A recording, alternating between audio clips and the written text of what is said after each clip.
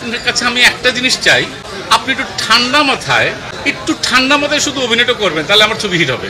Shooting করতে যে অনেক সময় বিরক্ত হতাম, আমি বিরক্ত হই, আর ওর সাচ এ নাইস বয় আমাকে বলকে না আপনি কিন্তু ক্যারেক্টারে আছেন। আমি উল্টে বিরক্ত হচ্ছে ওর উপরে, পজিটিভলি বলতেছে না আপনি ক্যারেক্টারে আছেন। এটা আমাকে মুগ্ধ করেছে। আমার কাছে একটা জিনিস মনে হচ্ছে ভাইয়া, আমি পোস্টারটা দেখলাম, ছবি দেখলাম, রিভিউ দেখলাম, প্রথমত আপনাদের কাছে আমি অনেক কৃতজ্ঞ, আপনারা প্রথম জানিয়েছেন।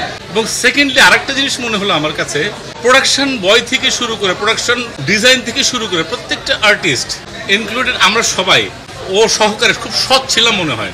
এতটাই সৎ ছিলাম, কোনো ডিসঅনেস্টির ভিতরে আমরা যাইনি। এটা মনে হয় আমাদের সাকসেসটা নিয়ে এসেছে, এটা আমার বিশ্বাস। প্রত্যেকটা দৃশ্যই প্রত্যেকটা দৃশ্যে এক একটা কালার থাকে ভাইয়া, এক একটা ইমোশন থাকে।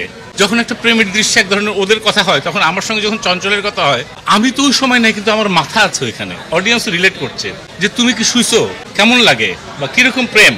আমার ব্যক্তি জীবনে যেরকম একটা ডায়লগ আমার খুবই পছন্দ, যখন জয় আর আমি বসে থাকি সিনেমা হলে, যখন বলি যে কেউ যদি ইচ্ছে করে হারিয়ে যায় তাকে আসলে খুঁজে পাওয়া যায় না, এটা আমার খুব পছন্দের dialogue.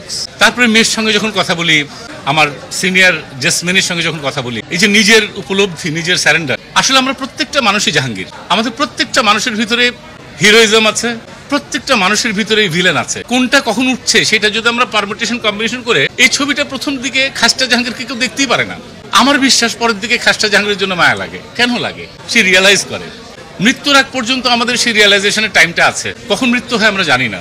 As a human being হিসাবে অলমাইটি গড আমাদের একটা সুযোগ দিয়েছেন, এই যদি আমরা রিয়েলাইজ করতে পারি, আজকে যারা আমরা খাসটা, কালকে আমরা ভালো হয়ে যাবো, এটুকু বলতে পারি ভাই।